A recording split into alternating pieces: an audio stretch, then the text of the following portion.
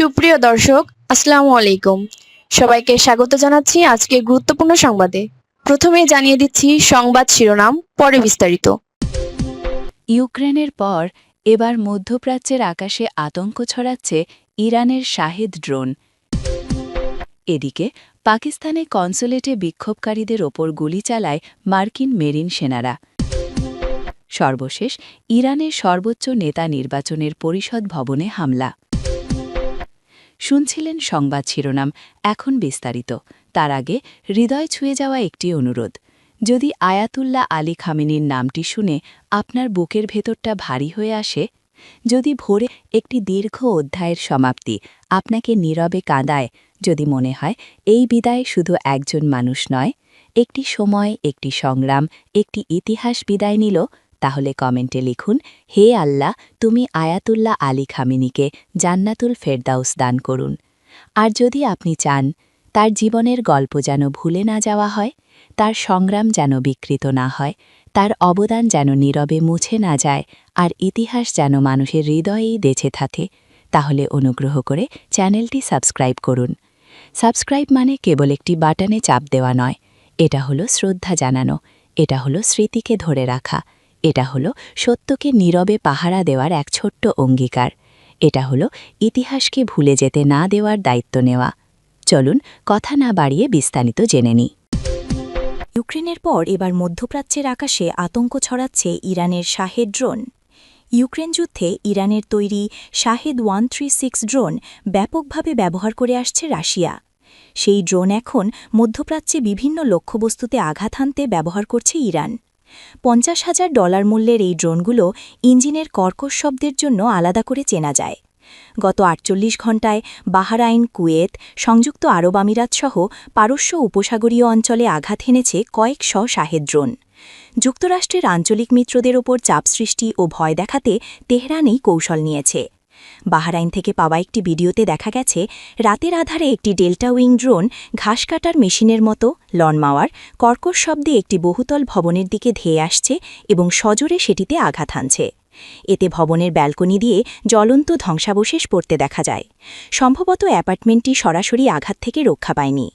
গত শনিবার সকালে ইরানে যুক্তরাষ্ট্র ও ইসরায়েলের হামলার পর থেকে এখন পর্যন্ত দেশটির উপসাগরীয় প্রতিবেশীদের লক্ষ্য করে 1000-এর বেশি ড্রোন ছোড়া হয়েছে। ধারণা করা হচ্ছে এর একটি বড় অংশই শাহেদ 136 মডেলের। সোমবার বিকালে সংযুক্ত আরব আমিরাত জানিয়েছে তাদের ওপর 689টি ড্রোন দিয়ে হামলা চালানো হয়েছে। এর মধ্যে 645টি ড্রোন তারা ভূপাতিত করতে সক্ষম হলেও 44টি ড্রোন, মোট ড্রোনের প্রায় 6% বেশি লক্ষ্যবস্তুতে আঘাত হেনেছে। যেভাবে কাজ করে Shahed drone. Shahed 136 drone 3.5 metre দীর্ঘ এবং এর ডানার বিস্তার 2.5 মিটার। ব্যালিস্টিক ক্ষেপণাস্ত্রের তুলনায় এটি সস্তা এবং তৈরি করা সহজ। যুক্তরাষ্ট্র ও ইসরায়েলের হামলার আগে ব্যালিস্টিক ক্ষেপণাস্ত্র ইরান বছরে কয়েক ডজন তৈরি করতে পারত। ফলে কিছু সময়ের জন্য চলমান সংঘাতের একটি অংশ জুড়ে থাকতে পারে এসব ড্রোনই।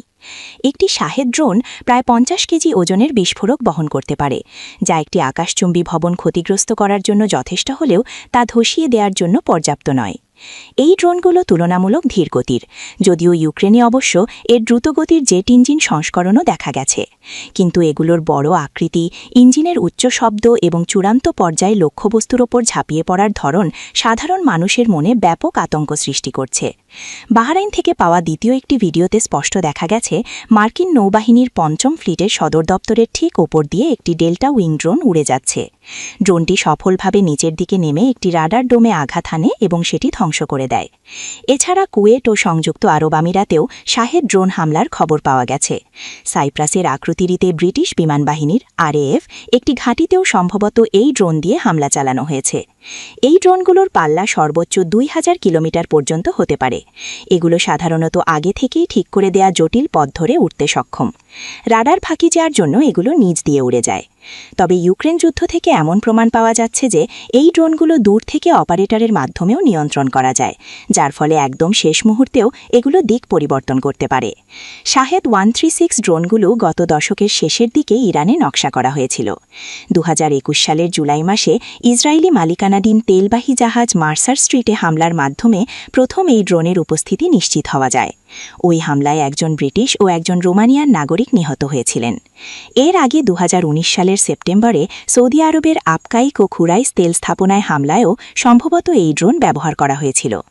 যুক্তরাষ্ট্রের দাবি অনুযায়ী ইরানের শাহেদ এভিয়েশন ইন্ডাস্ট্রিজ সেন্টার নামের একটি প্রতিষ্ঠান মূলত এই ড্রোনের নকশা করে।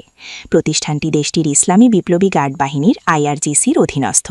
তবে 2022 সালের শরৎকাল থেকে ইউক্রেন যুদ্ধে রাশিয়ার পক্ষ থেকে ব্যাপক ব্যবহারের ফলেই এই ড্রোন বিশ্বজুড়ে পরিচিতি পায়। শুরুতে ইরান থেকে রপ্তানি করা হলেও পরবর্তী সময়ে এই ড্রোনের প্রযুক্তি রাশিয়ার কাছে হস্তান্তর করে তেহরান। এরপর রাশিয়ার ভোলগা নদীর তীরে অবস্থিত ইয়েলাবুগা শহরের একটি কারখানায় বিপুল পরিমাণে এই ড্রোন তৈরি করা হচ্ছে। রাশিয়া সাধারণত ইউক্রেনে হামলার সময় একসাথে প্রায় 800টি শাহেদ 136 ড্রোন, একই রকম দেখতে জেবেরা ডেকয়, ধোঁকা দেয়ার ড্রোন এবং অল্প সংখ্যক ক্রুজ ও ব্যালিস্টিক ক্ষেপণাস্ত্র ব্যবহার করে। মূলত ইউক্রেনের আকাশ প্রতিরক্ষা ব্যবস্থাকে ভ্রান্ত করতেই ঝাঁক বেঁধে এই হামলা চালানো হয়, যাতে ড্রোনের আড়ালে আরও বিধ্বংসী ক্ষেপণাস্ত্রগুলো লক্ষ্যে আঘাত হানতে সফল হতে পারে। তবে গত সপ্তাহান্তে পারস্য উপসাগরীয় অঞ্চলে শাহেদ ড্রোনের বেশিরভাগ ভিডিওতে দেখা গেছে সেখানে আকাশ প্রতিরক্ষা ব্যবস্থা ভেদ করে ড্রোনের বিশাল কোনো ঝাঁক নয়, বরং বিচ্ছিন্নভাবে এক একটি ড্রোনকে আঘাত হানতে দেখা গেছে। ইউক্রেনে শাহেদ ড্রোনগুলো স্থির লক্ষ্যবস্তুতে, বিশেষ করে বিদ্যুৎ ও জ্বালানি অবকাঠামোতে আঘাত হানার ক্ষেত্রে সবচেয়ে বেশি কার্যকর প্রমাণিত হয়েছে। এর ফলে চলতি শীতে দেশটিতে জাতীয় পর্যায়ে বিদ্যুৎ সরবরাহে সংকট দেখা দিয়েছে। লাখ লাখ ঘরবাড়িতে এর প্রভাব পড়েছে। ইরান যদি এই একই কৌশল অবলম্বন করে তবে তারা সফল হতে পারে। সোমবার সকালে সৌদি আরবের বৃহত্তম শোধনাগার রাস তানুরায় ড্রোন হামলার পর অগ্নিকাণ্ডের ঘটনা ঘটে। এর ফলে শোধনাগারটি বন্ধ করে দিতে বাধ্য হয় কর্তৃপক্ষ। যদিও এই হামলায় ব্যবহৃত অস্ত্রটি শাহেদ ড্রোন কিনা তা নিশ্চিত হওয়া যায়নি, তবে এর ধ্বংস ক্ষমতা ছিল একই রকম।